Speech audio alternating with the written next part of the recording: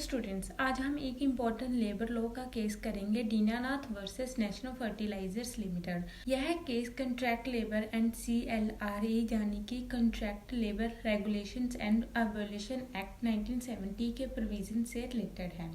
इस केस में supreme court ने ये क्लैरिफाई किया कि स्टैट्यूटरी वायलेशंस अंडर CLRA जैसे कि सेक्शन 7 एंड 12 की होती है तो उससे contract workers automatically permanent employees नहीं बन जाते, क्योंकि इसके रिगार्डिंग रेमेडी एक्ट के अंडर दी गई है पेनल्टीज की फॉर्म में।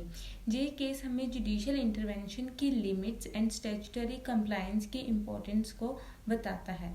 Let's be start from the facts of the case. From the fact of the case सबसे पहले बात करते हैं नेशनल फर्टिलाइजर्स लिमिटेड की। ये एक पब्लिक सेक्टर कंपनी है जो फर्टिलाइजर्स का प्रोडक्शन करती है और इसके ऑपरेशंस के लिए काफ़ी वर्कर्स की ज़रूरत होती है। नेशनल फर्टिलाइजर्स लिमिटेड ने डिसाइड किया कि डायरेक्ट एम्प्लॉयज़ की जगह ये वर्कर्स को कंट्रैक्टर के थ्रू हायर करेंगे। जहां पे प्रॉब्लम शुरू होती है इसी पॉइंट से, कंट्रैक्टर ने सेक्शन 12 के अंडर लाइसेंस नहीं लिया जो कि CLRA के अंडर मैंडेटरी है। सेक्शन 12 कहता है कि कंट्रैक्टर बिना लाइसेंस के कंट्रैक्टर लेबर को एम्प्लॉय नहीं कर सकता। साथ में ही नेशनल फर्टिलाइजर्स लिमिटेड ने भी अपनी रिस्पॉन्सिबिलिटी इग्नोर करी। सेक्शन 7 के अंडर प्रिंसिपल एम्प्लॉयर को रजिस्टर करवाना होता है सो दैट उनकी अकाउंटेबिलिटी और कंप्लायंस इंश्योर हो, लेकिन नेशनल फर्टिलाइजर लिमिटेड ने रजिस्टर नहीं करा।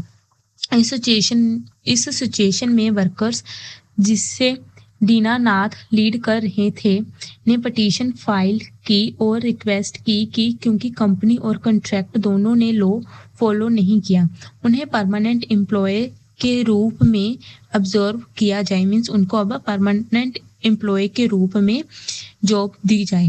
पंजाब और हरियाणा हाई कोर्ट ने देखा कि दोनों पार्टीज ने लॉ वायलेट किए हैं, लेकिन नॉन कंप्लायंस का मतलब ये नहीं कि वर्कर ऑटोमेटिकली कंपनी के एम्प्लॉयज बन गए। लॉ ने पेनल्टीज का प्रोविजन है, लॉ है उसमें पेनल्टीज का प्रोविजन भी है, लेकिन एम्प्लॉयमेंट रिलेशनशिप में चेंज नहीं होता। फिर वर्कर्स ने अपील करी इस मैटर को लेकर सुप्रीम कोर्ट में, जहां ये केस फाइनली डिसाइड हुआ। तो students, in short if you will see it that national fertilisers ने कॉन्ट्रैक्ट लेबर को हायर किया कंट्रैक्टर के थ्रू, एंड कॉन्ट्रैक्टर ने बिना लाइसेंस बनाए हुए जो कि सेक्शन 12 के अंडर मैंडेटरी था, उनको वर्कर्स को एम्प्लॉय कर लिया, हायर कर लिया। एंड नेशनल फर्टिलाइजर्स ने प्रिंसिपल एम्प्लॉयर के रूप में रजिस्टर भी नहीं करा था अंडर सेक्शन 7, एंड वर्कर्स ने इसके रिगार्डिंग पिटीशन फाइल की कि उनको परमानेंट एम्प्लॉय के रूप में ऑब्जर्व करा जाए कंपनी में। एंड हाई कोर्ट ने इसके रिगार्डिंग पिटीशन रिजेक्ट कर दी for the non compliance and penalties का। उन्होंने कहा कि इसमें पेनल्टीज का मैटर है, एब्जॉर्प्शन नहीं दी जा सकती। एंड इसके बाद जो है अब मैटर सुप्रीम कोर्ट तक गया through the appeal. Now let's we see the issues. Class, इस केस में सुप्रीम कोर्ट के सामने दो मेन इशू थे। फर्स्ट इशू की क्या अगर प्रिंसिपल एम्प्लॉयर सेक्शन 7 के अंडर रजिस्टर नहीं करता और कॉन्ट्रैक्टर सेक्शन 12 के अंडर लाइसेंस नहीं लेता, तो क्या ऐसी सिचुएशन में कॉन्ट्रैक्ट वर्कर्स जो कॉन्ट्रैक्ट के बेसिस पर वर्कर्स एम्प्लॉय हायर करे गए थे वो ऑटोमेटिकली कंपनी के डायरेक्ट एंड परमानेंट एम्प्लॉय बन जाते हैं। सेकेंड इज कि क्या high court and supreme court article 226 के अंडर कॉन्ट्रैक्ट वर्कर्स के वो परमानेंट अब्जॉर्प्शन का डायरेक्शन दे सकते हैं जहाँ ये जुडिशियल ओवररीच होगा। Now let's we see the contention on both these issues by both the parties. First, contention from the petitioner side. Workers ने अपनी पिटीशन में ये आर्ग्यू किया कि नेशनल फर्टिलाइजर्स लिमिटेड और कंट्रैक्टर दोनों ने लॉ को वायोलेट किया। कंट्रैक्टर ने सेक्शन 12 के अंडर लाइसेंस नहीं लिया और नेशनल फर्टिलाइजर्स जो प्रिंसिपल एम्प्लॉयर था उसने सेक्शन 7 के अंडर रजिस्ट्रेशन नहीं करवाई। वर्कर थे जो उनका कहना था कि ये स्टैट्यूटरी प्रोविजन का क्लियर वायोलेशन है और इस वायोलेशन की वजह से उनका एम्प्लॉयमेंट इलीगल है। इस बेसिस पर वर्कर्स ने डिमांड की करी कि कंपनी उन्हें परमानेंट एम्प्लॉय के रूप में हायर करें। उन्होंने ये आर्गुमेंट भी रखा कि स्टैट्यूटरी नॉन कंप्लायंस उनके फेवर में काम करता है और अगर कंपनी और कॉन्ट्रैक्टर दोनों ने लॉ वायलेट करा है तो ऐसे सिचुएशन में वर्कर को अनफेयर सिचुएशन में नहीं रहना चाहिए। बेसिकली वर्कर का कंटेंशन था कि नॉन कंप्लायंस उनके एम्प्लॉयमेंट राइट को स्ट्रेंथन करता है और ये उन्हें डायरेक्ट अब्जॉर्प्शन का राइट भी देता है। Now let's we see the argument from the respondent side means national fertilisers limited और employer side. National fertilizer limited ने इस कंटेंशन को क्लियरली रिजेक्ट कर दिया। उनका आर्गुमेंट था कि स्टैट्यूटरी नॉन कंप्लायंस का मतलब ये नहीं है कि एम्प्लॉयमेंट स्टेटस ऑटोमेटिकली चेंज हो जाए। कोर्ट के ऑर्डर से वर्कर को परमानेंट अब्जॉर्प्शन देना CLRA में डिफाइंड रेमेडीज के अलावा जुडिशियल ओवररीच होगा। नेशनल फर्टिलाइजर्स ने फर्दर आर्ग्यू किया कि CLRA में ऑलरेडी रेमेडी डिफाइंड है जैसे कि पेनल्टीज और अदर कॉम्प्लायंस मेजर। अगर कंट्रैक्टर एंड एम्प्लॉयर्स ने सेक्शन 7 और 12 वायलेट किए हैं तो लॉ ने उसका लिए पेनल्टीज एंड फाइन्स भी दिए हैं, लेकिन इससे वर्कर के एम्प्लॉयमेंट स्टेटस में कोई ऑटोमेटिक चेंज नहीं आता। एम्प्लॉयर ने ये पॉइंट भी हाईलाइट किया कि हाई कोर्ट का डिसीजन सही था जिसमें कोर्ट ने वर्कर को परमानेंट अब्जॉर्प्शन का ऑर्डर नहीं दिया। कोर्ट का काम है स्टैट्यूटरी प्रोविजंस इन्फोर्स करना, न्यू एम्प्लॉयमेंट राइट क्रिएट करना नहीं। अगर कोर्ट ऐसे ऑर्डर्स देते हैं तो वो लेजिस्लेटिव पावर्स में इंटरफेयर कर रहे होते हैं जो कि कॉन्स्टिट्यूशनल प्रिंसिपल के अगेंस्ट है। स्टूडेंट्स, ये थे argument from both the side petitioners and the respondent.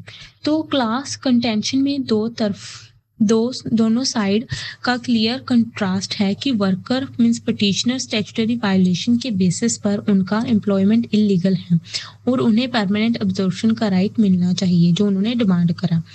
And national fertilisers limited respondent की ओर से उन्होंने कहा कि non compliance employment status change नहीं करता, रेमेडीज ऑलरेडी CLRA में डिफाइंड है मींस पेनल्टीज के रूप में, और कोर्ट को जुडिशियल लेजिस्लेशन नहीं करनी चाहिए। मींस अगर नेशनल फर्टिलाइजर्स लिमिटेड ने कुछ वायलेशंस करी भी हैं तो उनके लिए वो पेनल्टीज होनी चाहिए, ना कि एम्प्लॉयज का परमानेंट जॉब होना चाहिए कंपनी में।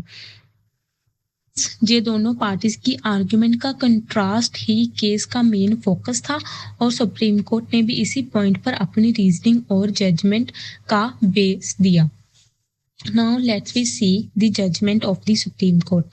क्लास सुप्रीम कोर्ट ने इस केस में काफी क्लैरिफाई किया कि नेशनल फर्टिलाइजर्स लिमिटेड और कॉन्ट्रैक्टर के सेक्शन 7 और 12 की वायलेशन का मतलब ये नहीं कि कॉन्ट्रैक्ट वर्कर्स को automatically permanent employees students means अगर एम्प्लॉयर एंड कॉन्ट्रैक्टर्स ने लॉ की वायलेशन करी है अंडर सेक्शन 7 और 12 तो इसका मतलब ये नहीं है कि जो कॉन्ट्रैक्टर वर्क मींस कॉन्ट्रैक्ट के ऊपर बेस्ड वर्कर को हायर करा है उनको ऑटोमेटिकली परमानेंट एम्प्लॉयज बना दिया जाए।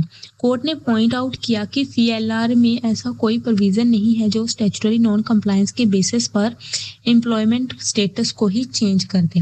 हाई कोर्ट ने जो वर्कर को परमानेंट अब्जॉर्प्शन देने का जो ऑर्डर दिया था सुप्रीम कोर्ट ने उसे इनवैलिड डिक्लेयर कर दिया क्योंकि ये एक जुडिशियल ओवररीच होता और लेजिस्लेटिव पावर में इंटरफेयर करता।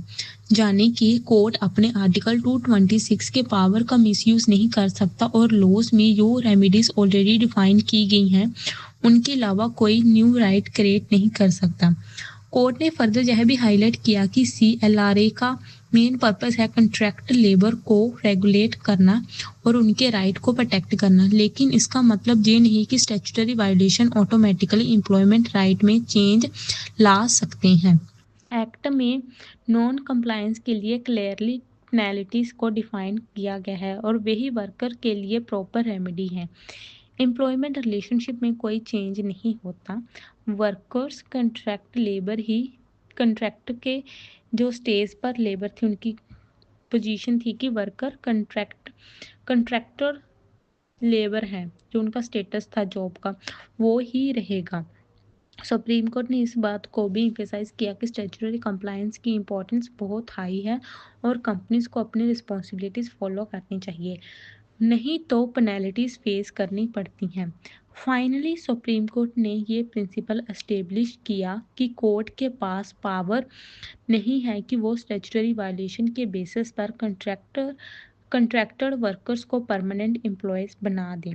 ये जजमेंट हमें क्लियरली समझाता है कि जुडिशियल इंटरवेंशन की लिमिट होती हैं और लेजिस्लेटिव डोमेन में इंटरफेयर करना सही नहीं।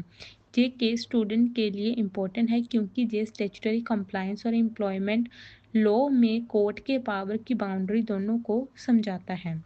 Now let's we see the reasoning and principles. Supreme court के रीजनिंग में ये पॉइंट हाईलाइट किए गए कि CLRA का पर्पस है कॉन्ट्रैक्ट लेबर को रेगुलेट करना और उनके राइट प्रोटेक्ट करना, लेकिन ऑटोमेटिक अब्जॉर्प्शन का कंसेप्ट एक्ट में नहीं है। सेकंड, एम्प्लॉयमेंट रिलेशनशिप का डिटर्मिनेशन स्टैट्यूटरी प्रोविजन के अंडर है और कोर्ट जुडिशियल पावर से इसमें इंटरफेयर नहीं कर सकता। एंड लास्टली कोर्ट ने क्लियरली सेपरेट किया कि इन्फोर्समेंट और पेनल्टीज लेजिस्लेटिव डोमेन में है, जुडिशियल डोमेन में नहीं आती। So up to here we have completed our this judgement. Let's be concluded it. तो स्टूडेंट्स केस का कंक्लूजन ये है कि non compliance with CLRA section 7 and 12 से वर्कर ऑटोमेटिकली परमानेंट एम्प्लॉयज नहीं बन सकते। हाई कोर्ट जहां सुप्रीम कोर्ट इस नॉन कंप्लायंस की बेसिस पर अब्जॉर्प्शन का ऑर्डर नहीं दे सकती, सिर्फ स्टैट्यूटरी पेनल्टीज का ही प्रॉपर रेमेडी मिल सकती है एम्प्लॉयज़ को। ये केस हमें स्टैट्यूटरी कंप्लायंस की इंपॉर्टेंस एंड जुडिशियल इंटरवेंशन की लिमिट को क्लियरली समझाता है। So students, up to here we have completed our this judgment also. So stay connected to our channel for more judgments, summary and legal lectures with simple notes and easy explanations, and मेरे channel को subscribe करना मत भूलना। Thank you so much.